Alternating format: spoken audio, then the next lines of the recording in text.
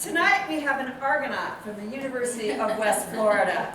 And the reason why I say that is Becky and I are both alumni of the University of West Florida, and that was our mascot, was a nautilus. And it was the big nautilus seashell. So of course our fight song for the women's tennis team and the men's baseball team was "Go Go Escargot." So now we have an Argonaut who's in this military stuff and all that, and so now we're Argonauts. So anyway, very exciting. This young lady next to me has a dynamic personality, creates excitement at all functions for and at the rec center, and recently was awarded the Florida Recreation and Parks Achievement Award. This is pretty cool. Please welcome the Director of Seminole Rec Center. Good evening, and thank you for coming out tonight. Wow, I was not expecting so many people to be interested in history of Parks and Recreation. So this is exciting. As she said, my name is Becky Gunter. I am the Recreation Director for the City of Seminole. A couple of things about me that wasn't mentioned, more on the fun side, was I started with the city in 2012, so I've been here a little bit, about 15 years. I love what I do. If you've spoken to me at various different times, you probably have realized that, especially if we start talking about programming, activities, what's coming up. I am truly blessed to have found this profession and have found my home in this profession and really enjoy getting up and coming to work every day. Not everyone could say that, and I'm one of those few people who can. So if I get long-winded, you could just give me a wrap it up signal and then I'll keep going, okay? I am a national park lover, so I have a couple of national parks up here. I have Zion National Park, which is my all-time favorite, and secondly is Olympic National Park. I love to hike as much as I can when I go on these trips. It's pretty flat here in Florida, so the Florida Trail is pretty good, but I love some hiking in the mountains.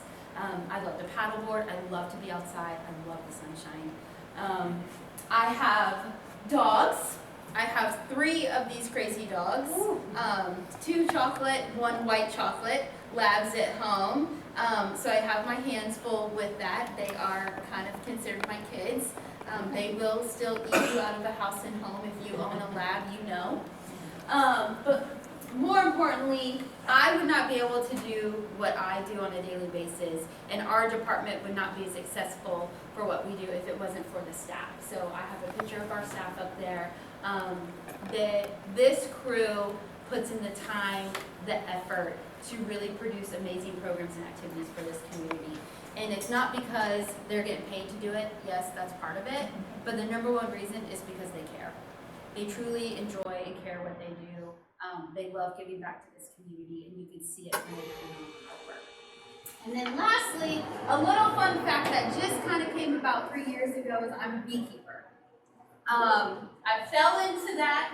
I had bees under my shed at the house.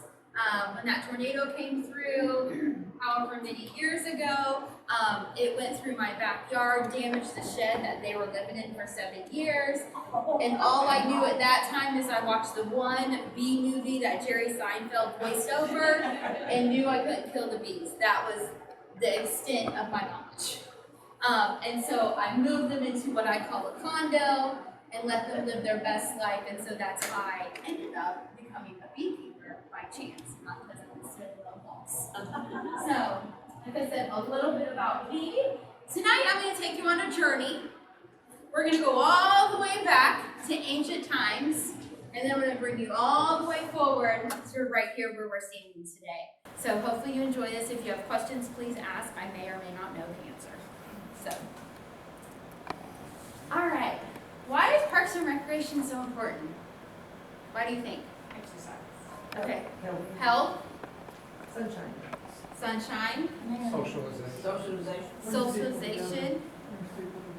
Yeah, brings people together. Absolutely. You're the reason Parks and Recreation is so important. That's what makes the community is what makes us Parks and Recreation, being able to provide those open spaces and those programs for the community and for you who are in those communities. So, the early origin. What do you think is the earliest documentation of parks? Do you think it's 600 to 1200 BC? 2000 BC? 1600s? Anybody have a guess? 1800s? 2000. 2000? 600. With the Greeks. 600.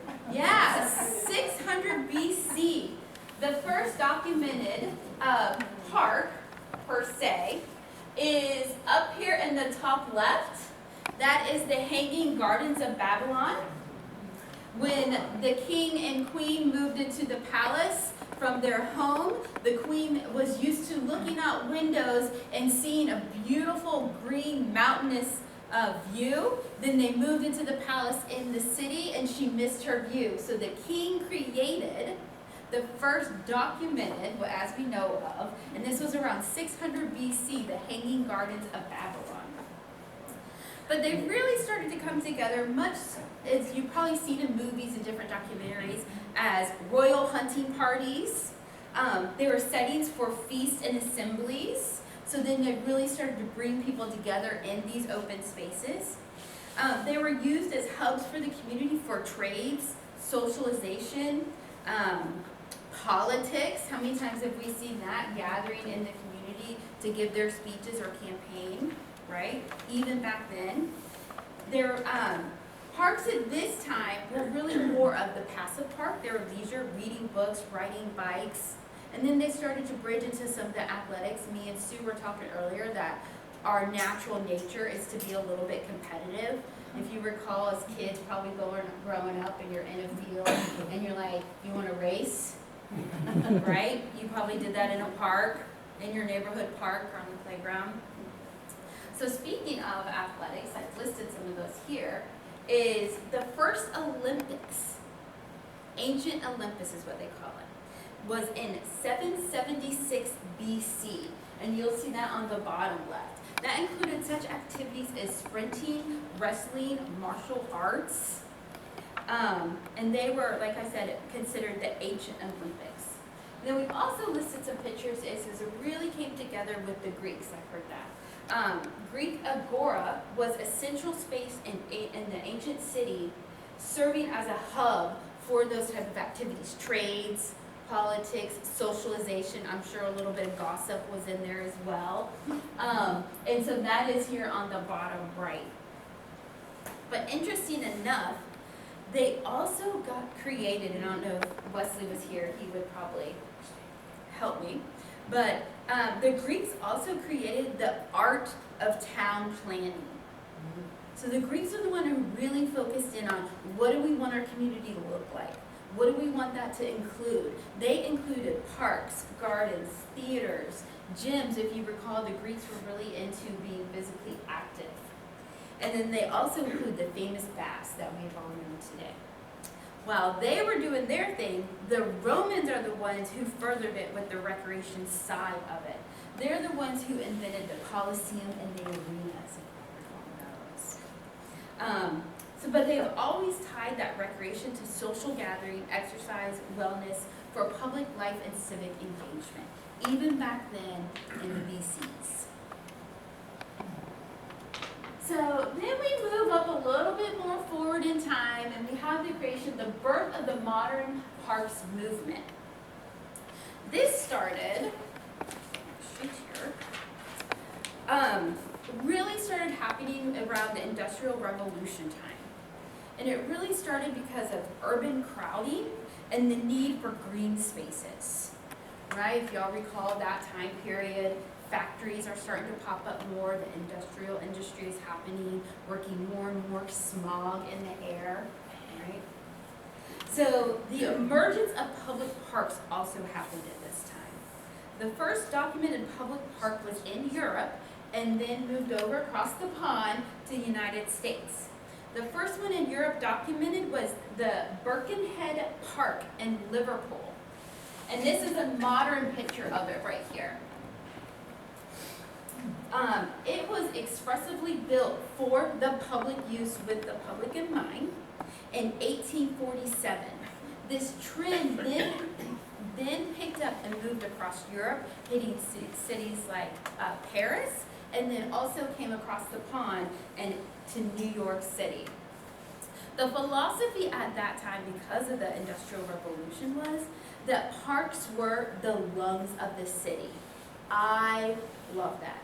I think we probably feel a little bit more of that today, especially as we see the development happening across the United States, but especially here in Florida. More and more green space is being developed. And so those parks are crucial at that time, right? To be the lungs of the city. We were talking about Arbor Day and how one tree, we don't know the exact stat because we couldn't remember, but how one tree produces so much oxygen for X amount of people. So what a cool concept, right?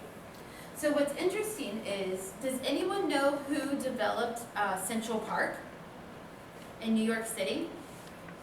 Rockefeller? Yeah. No. So Frederick Law Olmsted was the one who developed, he was the superintendent for Central Park. He had a bunch of careers throughout his life, and then finally landed around midlife into landscape and landscape architect. He was picked up by the city and was brought on as their park superintendent, and he was the one that came up with the idea of Central Park and then helped them develop it out. They started construction in 1858 and they completed it in 1876. He is also known for creating helping establish the American profession of landscape architect. And his bodies of work included Prospect Park in Brooklyn, Riverside Park in Chicago, and the entire park system in Boston. Does anybody know what his ties are to Central Florida? Retired. Indirectly. Did he die here? No, he didn't. Well, I don't actually know that. I have no idea if he did or did not. So his son, Frederick Law Olmsted Jr., also followed his father's footsteps and partnered with, I can't remember his first name off the top of my head, but his last name is Bach. Bob Towers brought him down to develop the gardens at his homestead. His son, so it's the original son, Junior, followed his father's footsteps, brought down, famous architect, landscape architect as well, brought him down to Lake Wales to develop the gardens of Bach Tower. And that's our first park, I believe. As we know it today. So, some interesting facts there. That's where we are, the movement of modern parks. And then we're going to go to the growth of parks and recreation in the United States. So now we've officially left Europe and we are across the pond, right? This is happening around really some headway in the late 1800s to the early 1900s. This is where you'll start to see a shift from passive parks to active parks and recreation. The creation of programming starts happening at this point. So they also started inventing playgrounds. Has anyone played on a playground like this before? You look out the window, you will notice that is not how they make them anymore. We talk about this a lot at work. The older staff at work talk a lot about the playgrounds back in the day and how we used to have metal slides in the summer and how you really had to learn how to maneuver these. And we would throw sand, here in Florida, you would throw sand up on the slide or carry it with you up to the top, throw it down, and then slide down so you wouldn't burn your legs on the hot metal. It's too hot for it. Yeah, it was too hot. So we talk about that a lot. And then we also talk about how the swings, and you'll see it in some of these. Oh, I didn't put it in here. There's a picture of a swing. Yeah, the swings used to go all the way around. So you used to be able to swing so high that if you jumped out, you could make it to the wall, which is very dangerous. A lot of broken ligaments on swings. Seesaws, that's kind of what they're on too. Yes, my brother Yes. They'd hop off. My brother would do that to me. Yeah. I have a brother, and he's older, so imagine that. Yes, exactly. So this is also the start of settlement houses, or at that time they called them settlement houses, but really it's a community center happening this time. They also formed the National Recreation and Parks Association, which is still around today, is the national organization for our profession. This time we also saw the expansion of parks from open spaces to include that programming. And the reason they started programming, does anyone know why? Formal structured programming for recreation? Keep it organized. Safety. For juvenile gangs. Oh. They were starting to see more juvenile gangs in the slum areas where the factory workers were working. And then with the waves of the new immigrant were causing, so immigration coming overseas to work in the factories were causing that divide of the haves and the have-nots. Kids were getting in trouble, right? When they weren't working in the factories, they were getting in troubles with these gangs. So then that's when we saw the first start of what they call settlement house or community centers at that time. The first documented one that we know of was the Hull House, Hull House, in Chicago in 1889. Pretty neat, pretty neat. This was also the time where, I don't know, like you saw in my slide, I'm a national park lover. So this was also the time that they are designating national parks. With Yellowstone was the first national park designated in 1872. And Mount Rainier shortly after, well, a little bit after, in 1899. And what's interesting about this is that, yes, we had presidents prior that would maybe designate a certain parcel of land, but not a lot, too. And they didn't say it was a park, but they just protected it, preserved it. Lincoln did that in an area during his time. But this was the time when you had President Theodore Roosevelt, who was considered the founder of the national park system, to do massive preservations of lands. During his presidency, he established approximately 230 million acres of national park land, which are the biggest destinations in the United States. Like if you go to national parks, Americans are almost the minority. Internationals flock to our national parks. They are amazing. I've always said to people, don't get me wrong, I love international travel, especially since my boss is here and I might want to go on vacation. But when I go to a national park, I mean, I am surrounded by people all over the world because they just, like when you see the Grand Canyon, it is mind-boggling that this is here in the United States. Like there's so much to see. If you go to Olympic National Park, which is west of Seattle, by the way, it is. And when were you there? Yeah. So I was grateful enough. I was given the opportunity to go to Olympic National Park, and it just happened to be, I was there for I think like 4 days, and then all of a sudden a hurricane hit. Oh my gosh. Here. So I was at that point, I was at the farthest point contiguous to the United States that I could be in this national park, which by the way, they don't have great cell service in national parks. And then they're over here, y'all are here dealing with a hurricane. I'm standing on a rock trying to get my cell service to go in and calling the city manager trying to say, you want me to come home? What do you want me to do? And then my flight got canceled, so I couldn't even make it back if I wanted. So again, kudos to the staff for holding it down for me because I couldn't have been farther away in the contiguous United States. So yeah. And I will say, they actually made a comment about it today. One of my staff members made a comment like, it's not like you're now ever gone during a hurricane. I will never live it down. But what's also interesting is Mesa Verde National Park was the first national park, and it was established in 1906. And I say this is because it's the first national park that they didn't focus on resource and land protection, that it was more about protecting the culture. It was the native Indians that lived there in that, gosh, what is it? Like, Reservation. Yeah, reservation. Yeah, they're like, I mean, it's buildings and a wall. I mean, it's hard to explain. Pueblos. Yes, Pueblos, thank you. I'm like, okay.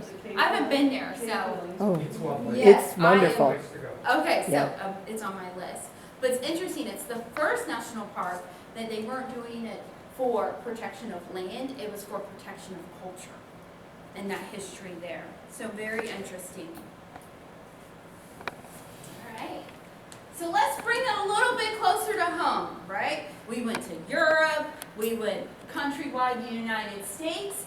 The development of parks and recreation here in the state of Florida, as you could imagine, really started with tourism, right? Florida has always been a state where they would come down from up north for their winter homes. Flagler was one of them, right? I think Olmsted, Bach, who I'm thinking the other person, Yeah. Plant, yes, thank you. I'm like seeing the house. And so it's interesting is with that traveling, then also people settling here in Florida, really began the idea of, okay, we need to preserve our resources here in Florida. They really focused on those springs and beaches, mainly because they were tied to that tourism, but they also started to see it, even in this time, tied to a population boom. So they really focused in on that point, on that outdoor recreation, the boating, the fishing, the natural trails. And you'll see this statement here. So the first state park was established in 1935, and it was Highlands Hammock State Park.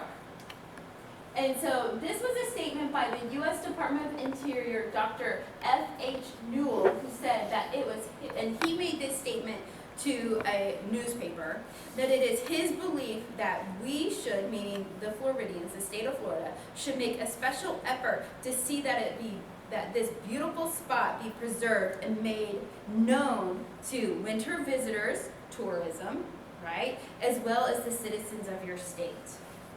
So really neat. Does anyone know the top 3 state parks that were established in order? We got number 1. Highlands Hammock State Park in 1935. Anyone know number 2? Where is Highlands Hammock? I'm not a Avon Park area. It's outside of Seminole. Okay, outside of Sebring. The CCC parks include Hillsborough River State Park, and which is not one of the first 3, I don't believe. It is. It's number 3. Yes, it is number 3. You had Florida Caverns State Park. Yep. You also have Fort,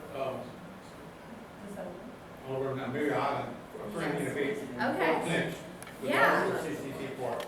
How neat, right? I had no idea. Doing the history for this presentation, that the Hillsborough, so the second state park was Gold Head Branch State Park, and the third state park established in the state of Florida was the Hillsborough River State Park, right here in our own backyard. Yeah, I had no idea. So, something interesting I found, as well, is how many of you have been to Cypress Gardens? Yes, it's now Legoland, right?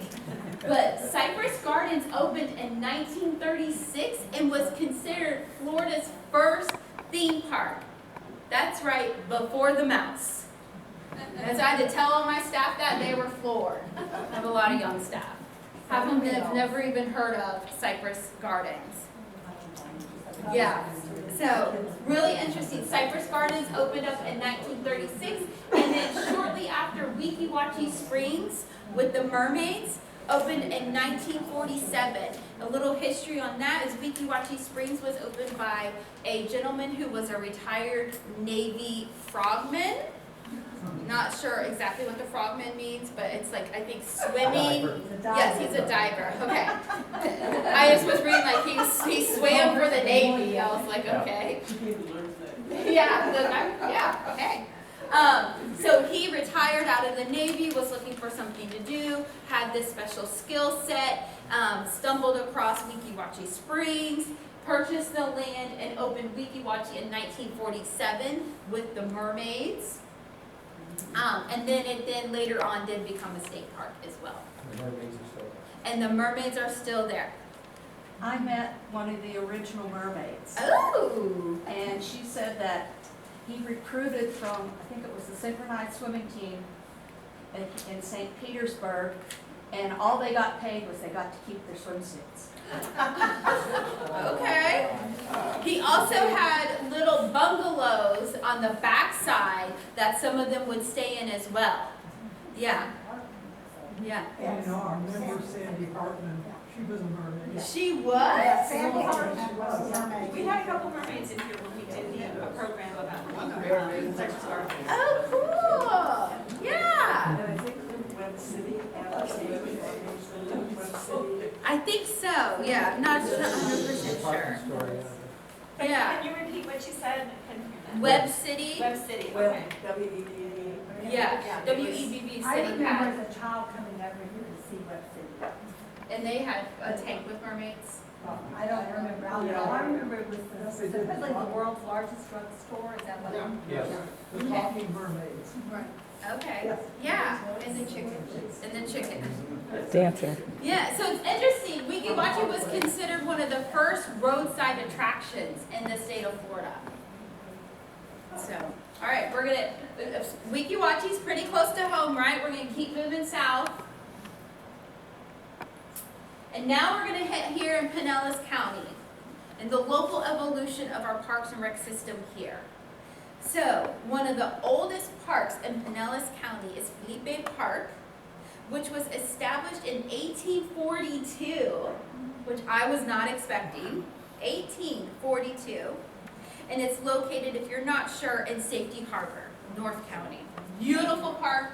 We just did a trip there. We do day trips, and we just did a trip there a couple weeks ago. We started a program called Plates and Parks, where we'll go to lunch, and then we'll go to a park, or we go to a park and we go to lunch. I don't know what order, or did you go? Oh, yeah, I've been to all of them. Sure. Awesome. Thank you. Thank you. Yes. So they just went last week to last. Oh, Monday. Sawgrass. Yes. We went to Sawgrass. Sawgrass and then Mazzaro's. And John Campbell. Yeah. Yeah. Great program. I love that program because it helps promote our park system.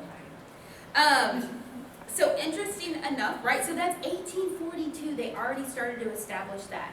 And they're really, because of the growth in Pinellas County, again, with that population increase in that urban development, the county realized that we needed to create some type of park system for that preservation and conservation of our green space. They really focused in on the beginning on some of the beach access, greenways, and community spaces. Tourism plays a big role, as you all know, here in Pinellas County with those beaches. So there's a couple of county parks, big county parks out on the coast. Interesting enough, our very own Lake Seminole Park was opened in 1968. The park, you know, is located right across the way. It opened in 1968. The lake itself, though, was created in the late 1940s by creating a dam on the north side of Park Boulevard that then segregated Long Bayou. So that entire area was Long Bayou. They put the dam in, and I can't remember why, but Mark Ely told me at one point, and it was something important. And then it created Lake Seminole and then Long Bayou. The main designs will be fresh water supply for the citrus and That's cattle. That's exactly. Oh, okay, so fresh water supply for citrus and cattle? Yep. And Texas was a Becky, at one time, that lake has frozen a couple times, and was that Marilyn Monroe, you told me this, and when it froze, people would take their flour sacks down there and collect the fish. Really? They were cold, so I mean, Yeah. dead, but that's how they collected a lot of fish out of there, so that they could have something. Interesting. So, that was in 1968. Let me see where I'm going next. Okay. But interesting enough, the county is isn't done. And their newest park is Dansville Park, which is a 12-acre community park located in the unincorporated Greater Ridgecrest area, which is up there off of Walsingham and in Ulmerton area, that Ridgecrest area. They just opened that park last month. March of 2026 is their newest park, Dansville Park. Wow. I know, I had no idea either. Yeah. You would think I would know. Yeah, Parks and Rec Director, but I had no clue. Yeah. So, you'll see up here, I had some photos to the top left one is Lake Seminole Park. The top right one is the Felipe Park. And the bottom left one is the early times of them building the dam. And then this is the new concept, or it's open now, but this was the concept plans for Dansville Community Park. And to clarify, Sam, that's Park Boulevard. Yes. Yes. Just so people know that actually separated the old salt water and then Rapish, and then you have on the left, you have fresh, on the right, you have salt. Yes. Yep. Or Jesse's Landing was. Yep, where Yeah, Jesse's Jesse's Landing Landing. was. Yep. Or, of course, the waterfront park. Which we're getting to. So we're gonna bring it here to our very own city of Seminole. Interesting enough, fun fact, recreation started before the city was established. We were talking about this a little bit ago. The first powwow festival was in 1967. And the powwow festival was put on by the volunteer fire department as a fundraiser. It was a spaghetti dinner or chicken dinner? Chicken dinner. Chicken dinner by the volunteer fire department to help raise funds for Seminoles High School. They needed new bleachers. So that's how the powwow festival started. There is a couple of items in the museum that you should check out if you haven't that are related to the powwow festival. As I mentioned, I just threw it in there for a little timeline. Lake Seminole Park opened in 1967, and a couple years later, in 1970, the city of Seminole is established. Right? Yes, we are excited. And then in 1974, the city purchased the Mears Lake Track for $200,000 to later become, in the exact spot that we are in today, of Seminole City Park. So that was in 1974. Oh, yeah. That was the house that they took down when they bought the city. That was on this property. Oh, really? Yes. That's the Mears. It's Mears' house. So this was a purchase of private land or orchards or what? It was land, the family had moved away. The house went into disrepair, and I don't know how it came about. I mean, Sandy knows more of the history of it, but the city bought this and then took the house down and developed this into a park. I looked at that house, I lived across the street, and I looked at that house from 1966 to 1971 One or two. 74. 74, Yes, yeah. okay. And then in 1985, which I was shocked to know this, is when we opened Tennis Club Park. I would have thought that was one of our newer parks, for lack of better words, versus our second park, which is very interesting to me. So, just to kind of talk a little bit, obviously the bottom left is City Park as we know it today with the fan shell. The top left, if you recall, if you were here and you brought your kids to this park, and I didn't know this until we started redeveloping the playground, is there was this gator play feature that was in the park that it was known at that time that they would bring their kids out here and take pictures with the gator. So someone sent me their picture of their child on the gator in the original playground, which is super neat. And then I have a poster from the Powwow Festival from 1995. Over the years, that festival has evolved. The city at that point started coordinating it and taking it over, and it has turned into a multi-day festival for the city with tons of activities and programs involved as well. And I believe that alligator came from Seminole Mall, Seminole we covered one before. Oh, okay. When when I saw it, it was already just barely inside. I don't know if it was over in the little area right Okay. outside or not, but Yeah. I have a picture of my parents who were seniors and Yeah. riding the elevator together. Awesome! Yeah, that alligator has a lot of history, and someone asked me if we had it, and we do not. So 1985, and then we moved to 1988, which is when the city acquired the property that is now known as Blossom Lake Park. The city actually acquired that property from the school board to form that park. The lake was there prior to the park. I did ask that question, like, is it a man-made? How long has that been there? It was there prior to the park forming as well in that community, and it dates back to the 40s as far as we could find. Then we move on into the 1991, which is when the city purchased, initially, the church portion of the rec center property now today. So that was in 1991 that they purchased that property, and I'll get some numbers for you. That was also a time when we had a strong mayor form of government. Really quickly, Blossom Lake Park is a 5.5 acre park. We recently renovated it in 2024.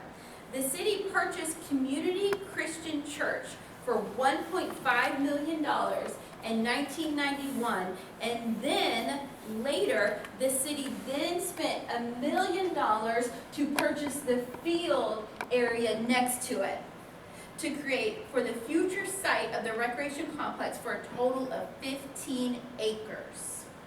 So that's how much that land. You can see the church site original on the bottom left, and then when they started working in the top, and then this is before the renovation of Blossom Lake, prior to the playground and things like that being added in, a new playground in 2024. So that's the original park and how it looked with beautiful trees. If you've never been to that neighborhood park, you should visit it. It's so beautiful. Around the corner by the railroad display is a rendering of the church when it was active. So they purchased it in 1991, and then they opened the rec department, was established in 1992, and then they operated the recreation department out of the church at that point. It was a school as well. We often hear people who went to the school there looking, just asking how it was, what you did. Okay, there you go. And I guess there was a playground feature in the back that had a big dinosaur. Okay, that's what one of the deputies told me one day. Of course, maybe it's just telling me something. And I believe it. I'm over here believing it. So, yes, interesting enough, the recreation department was established in 1992, and then, yes, the voters of the city of Seminole in 1999 decided that we are going to spend $5.8 million to renovate the recreation center. It went to vote and the voters passed it, which then tells you, again, the importance of parks and recreation in our community and that the hubs they create, right? At that point in time, in 1999, that was the largest capital project this far that the city had did in history. Over the course of the project later increased to a total of $6.1 million. If you're like me and you get into home stuff at home and you end up at Home Depot 5 times to finish a project, and something that you thought was going to cost $100 ended up costing $250, it scales, right? Yes. I completely understand that as a frequent flyer of Home Depot. So the emphasis at this time in Parks and Recreation with the city was community connection, health and wellness, and the lifelong residents and building that quality of life. All right, so we're hitting the early 2000s now. We renovated the tennis park, they reopened that. In 2001 is when we opened the rec center as it is today. The rec center that you see on 113th had the grand opening in 2001. That included indoor basketball courts, 2 indoor racquetball courts, a fitness center, an auditorium, classrooms upstairs, a little dance studio downstairs. and the aquatic center, the outdoor playground, as well as the outdoor field and basketball courts. At that time, the city was extremely busy, and they also renovated and rededicated the park we have today here at Seminole City Park after they installed a new band shell with stadium-style seating, pavilions, and then the playground, another playground, they renovated that playground as well. That all happened in 2001, a busy, busy time for the city. And then fast forwarding a few years, there's some people I might know. 2015, we renovated the old city hall and turned it into the community building, which consists of the room we're in today, the museum, as well as the park view room, and then we have storage in the bays down there. And then also in 2015, we opened up the city's first community garden, which is over there next to the fire department, just south of the tennis club park. So if you're into gardening but you don't have the space, we actually offer community gardening plots that you could garden. And then in 2016, so I haven't talked a lot about the program side. So remember, I started in 2012. They were doing some programming. They had your typical athletics. When the rec center opened in 2001, they brought in all of swim lessons, open swim time. They had a little splash pad. We did rentals. So they were doing a lot of recreation programming at that time. But then when we got here in 2012, we really ramped it up. The staff at the recreation department averaged 350 programs a year, all the way from toddlers, the littles, all the way up to our senior clientele. I think our oldest member of the recreation center is 101. I'd have to check that for sure. But we had one at one time. So interesting enough, we've always tried to stay ahead of the game and innovative and trends in the programming side. We are one of the first recreation departments with the approval and graciousness of the city council and the city manager for trusting some of the crazy ideas we have. We opened up the first digital art studio in a recreation center. Seeing the way that kids are recreating is starting to be different than how they have traditionally, is understanding that we need to meet them where they are. How can we get them in our doors? Is, let's say maybe they're not as athletic as the person who's playing basketball. Maybe they enjoy the art side of recreation. So how can we get those people in our doors too, to meet them where they are? One of the things we noticed that our kids, which we still see it today, right? Love computers, love playing on computers, love that technology. So in 2016, we opened up that first digital art studio in a recreation setting. In 2017, we broke ground on Waterfront Park, which is that park that is next to Home Depot that was also at one point Jesse's Landing Restaurant. So super neat. And that is Waterfront Park today, the Parkview Room and this complex. And then that is the first phase. We phased Waterfront Park. And throughout the time, we were able to receive grants from the state to help develop this park. And the first phase of Waterfront Park was opening the kayak launch there. And so that's what that big thing is in the background. Standing up is the kayak when we're cutting the ribbon for the kayak launch. So that brings us up to 2018, and if you recall that date of the Powwow Festival, we are now celebrating the 50th anniversary of the Powwow Festival. Amazing. And I'm going to roll through these because it's a lot of information. We have been busy. Busy.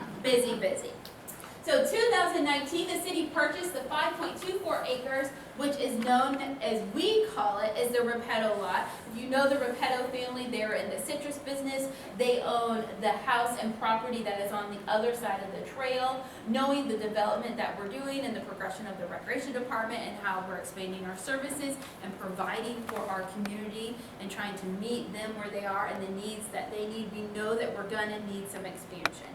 So at that point, that property became available, and the city worked with the family directly. If you know the history of that, before, when the family was still even living there, they've allowed the city to utilize their property.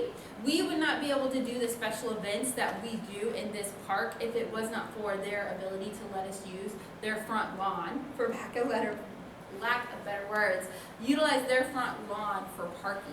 And so, like music in the park, as you mentioned, some nights we'll get up to 3,000 people at that venue and at that event, and we would not be able to do that if it wasn't the partnership we had with them over the years, and then them extending that partnership, giving us first right of refusal to that piece of property, knowing it is crucial to the parks and recreation services that we provide.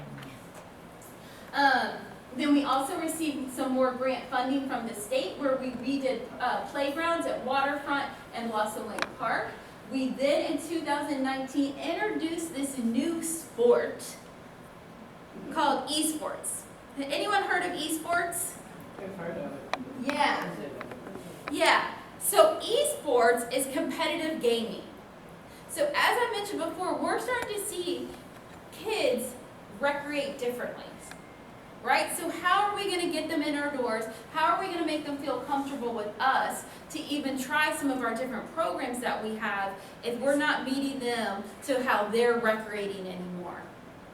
So gracious enough, again, the city manager and city council went on this venture with us with a donation from my one friend. And we created the first esport lounge east of the Mississippi in a recreation setting. And that is huge.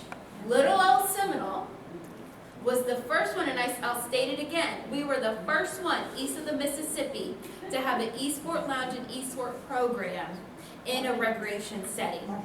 Now today in the state of Florida, I know offhand of the ones I know about, there are 10 other esports programs in the state operating out of recreation facilities. So to talk about innovative and to be on the forefront and trends of recreation, it is right here, your hometown. And we are servicing those communities and those kids, getting them in the door, getting them feel safe. And why that's important? Because once they become safe with us, they, one, are going to participate in more programs and activities. We can keep them active, keep them healthy. But two, if something were to ever go wrong, they know they have a safe space to go. They know they have someone to talk to. We don't ever know what's going on in people's homes, in these kids' home, but they know at the rec center, they got the rec staff, and they got a safe place that they could come there at any point if they need it. And getting those kids in the door and making that connection, we got to do it various different ways, and one of those is through esports. The other awesome thing about esports is it doesn't matter what your ability is when you start playing this game, you're all on an equal playing field. And we didn't realize that until we hosted our first tournament where we were having kids that were had disabilities were coming and playing these tournaments with kids who did not. And at that point, the playing field was even because these kids are great at games. And then it also blends generations. We have parents playing with kids. Now, all of this is staffed at all times. But it's amazing to see when you talk about equity and leveling and equaling out that playing field, for lack of better words, esports and gaming does it. And I would have never thought that. We have someone who plays in our tournament that is in the Special Olympics for gymnastics, and you would never know, right in there with everybody else. So what a cool concept, right? Super neat. Do we have a team? We do! And then we also have, so now this esports thing, and I could get on this for a whole nother time, but I'll keep it quick. So esports now becoming an industry where kids are getting scholarships to go to college for this. So we're trying to be a feeder program to help these kids out to go to college. They're good enough. So we have a couple teams. One of the teams we have is a Fortnite, which is a game, a Fortnite team. Our Fortnite team last year won the state championship. Yep, this big trophy, this big banner at the rec center, so it's super neat. We brought the kids to council. It was so neat. The kids loved it. They loved it. They loved coming to council, which was awesome. Usually, you're worried that we're going to sit still and they're going to hate it. They loved every bit of it. It was awesome. So moving right along, in 2020, we were rocking and rolling in the beginning of 2020. We were excited. It was the 50th anniversary of the city. I mean, we are 50 and we are looking good. Let's celebrate, right?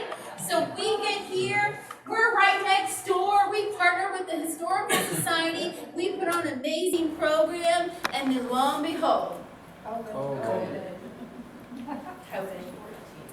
COVID. I'll never forget. The Thursday before the Powwow Festival was to kick off on Friday. The rides were set. The vendors were set. We were set. The staff was ready to go, right? And all of a sudden, the world shuts down. We had to call a special meeting to figure out how we're gonna move forward, to let the carnival rides were inspected, they paid the bills to the state. Like, we were ready. And then we had to tell them, we're not doing this. We're shutting down. So then, what does that look like for Parks and Recreation, right? We're all about community and getting together and having that socialization. So let me tell you, if there's not a department who can pivot faster than any other department I've seen, it's the rec department. And it's my rec department because they have more ideas than we could ever implement. So, we did virtual recreation. We would have people sign up for programs, we would send them lists of supplies that they could order to their house, and we would do arts and crafts right there with you. We were one of the first departments who started streaming. We started streaming our group fitness classes, our instructors at the house doing her thing, and our participants are at their house doing their thing, and we're just running it for them, saying hi to everyone, checking in. The department delivered time and time again. We did a program called Virtual Museums. We toured museums virtually. How? The staff, look, when I say, I mean, it is unbelievable. But as time went on, right, we opened up. We did events, because we're continuing on. We're 50, we're looking good, we're feeling good. We got to celebrate. So what did we do? Remember? Music in the parking lot. Where we have people have actual spots. They came in their cars, almost like a drive-in theater. Yep, the 50th anniversary committee was formed to do all this, so they helped with us in figuring all of this out. But yeah, really started changing the dynamic of how we were doing things in 2020. Which, interesting enough, that forced us in the profession to start thinking differently about how we provide services. Right? Do we always got to be in person? Can we still provide some services virtually? What does that look like? You know, how are we thinking about this? What's the future, which we'll get to, of Parks and Recreation look like? All right, we open up the boardwalk. We're moving and shaking. It's getting late now. See, should have never invited me. We'll be here all night long. In 2021, Waterfront Park opens our first ever all-inclusive playground. This playground was designed specifically so that those children who have some mobility or have some issues, children with disabilities, are going to play right there and together with those who are what they call all abilities kids. So amazing. If you haven't visited Waterfront Park in that playground, you need to. We also added bathrooms and 3 pavilions out there. We continue, still today, try to secure grants to help offset the cost of all of these capital projects that we do. With the support of the city managers pushing it and the support of council, that is one of the things we will consistently do, is go out there and look for funding to help cover the cost of this. So I just put a swath down here at the bottom. So I started with the city in 2012. We're bringing it here today. These are the number of things that we do. We have increased the number of programming that we offer at the Recreation Center. We do everything from esports to traditional sports. We teach kids how to swim, which is extremely important in Florida. We offer programs all the way from toddlers up to seniors, and we have doubled our special events. So there's not a reason to not get involved. If you're lonely, you better come out to the rec center, because we're gonna find something for you to do, right? That's great. So interesting enough, one of the things, let me see if I put it in here, the future of Parks and Recreation. So one of the things we did was in 2024, we did a recreation master plan. And out of that recreation master plan came a couple of items. And I'm gonna quickly hit on the programming side because we're already doing it. So one of the items that came out of the Parks and Recreation Master Plan is a gathering of information and data to help us decide how we're going to move forward. But the most important part of that Parks and Recreation Master Plan is the community input. and our community came out. We had over 50 participants, sometimes almost up to 100 participants, which is the most that the company that we used to do this has ever seen, especially post-COVID. And so y'all came out and you told us what you wanted, and you told us what you didn't want, right? So the recreation staff took that information, especially in regards to programming, and we started implementing it. We didn't wait. We didn't even wait for the rec master plan to be done. Before it, we took it to council and said, give it your blessing. You said you wanted this, we said we're gonna deliver this. One of the things that came out of that is our homeschool program. I don't know if you know that homeschool is really trending up right now. North County has always had a strong homeschool program, and our community wanted it. Central and South said, we are starting to homeschool our kids. We need a place and things to do for them. Please help us out. The recreation department said, okay, we can help. We know how to do PE. We're rec. We can do arts and crafts. We can do different aspects of this. So our homeschool program now is full to capacity to this day with 25 participants, and continue to grow if we had more staff to do it. So there's one of the things, that direct relation of that recreation master plan, where you said that you wanted this and we said we're gonna do this, and we did it, right? So I bring that up. What also that recreation master plan said was the future. And the future was that 2001 building that is there today is tired. And it's in bad shape. What do we say? It's like putting lipstick on a pig. And that's what we're doing at the rec department right now, is we're making it look good, but the maintenance cost that is happening at that 26-year-old building is exponential. And every year it continues to go up. So a part of that recreation master plan is we asked them to do a facility assessment. What should we do with this building? Are we using it to the best of the ability that we can use it? Should we renovate again? What does that look like? How is the roof gonna hold up? We need a new roof as it is. The gym, that barrel roof over the gymnasium has leaked since day one, which is what Casey Little told me, who's been there from the beginning, I feel like. He told me he comes with the building and goes with the building. That's what Casey told me. Right? So knowing that, we knew it at the rec department, we saw it on a daily basis, but to have someone come in and do a full assessment of that facility and say, yeah, it's time. It's time for us to move forward. What is the best way to move forward? And the outcome was that you need a new rec center. So the future of Parks and Recreation here in the city of Seminole is, first and foremost, it will always be you. It will always be our community. We will always serve you, and we will always serve the people in there. And how we do that is going to continue to be modern facilities offering the best programs we possibly can. And so that's the future. We're integrating technology. We have a augmented reality, AR, program that we have implemented into our parks. It rotates to different parks, but what it is if you download this, it's called Agents of Discovery. Right? So if you're a regular at our park system, you might get a little tired and bored, right? We cannot change out $250,000 playgrounds every 3 years. That's not cost effective. We realize that. So how are we going to engage those in our park system differently? Keep them coming back. Keep them wanting more from us. We joined forces with this group called Agents of Discovery, and it's augmented reality where you download it on your cell phone. And then you will see little points. One of them is actually here. We did a little bit of history for the museum.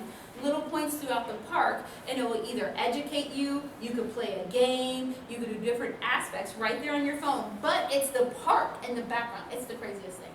The park in the background. And then if you are successful on your missions, you then can come to the recreation department and get a prize for being successful. So a different way. Technology, we will always one that we're going to continue to look into to engage our participants and community, and how can we continue to do that. So the future of Parks and Recreation and the city of Seminole looks bright, and not just because I'm loud. So we're going to continue to look at all the different programs, the Repetto slot. We have a lot going on. You'll see some stuff in the next couple of years. We'll be moving and shaking. And it is an exciting time to be at the city of Seminole. So I'm going to end it with Yep, this is our aquatic center. From ancient gathering spaces to modern community hubs, Parks and Recreation is more than green spaces and programs. It's essential infrastructure. It's developing the next generation of leaders, it's driving economic impact, and it's preserving the quality of life. Pretty cool. Yeah.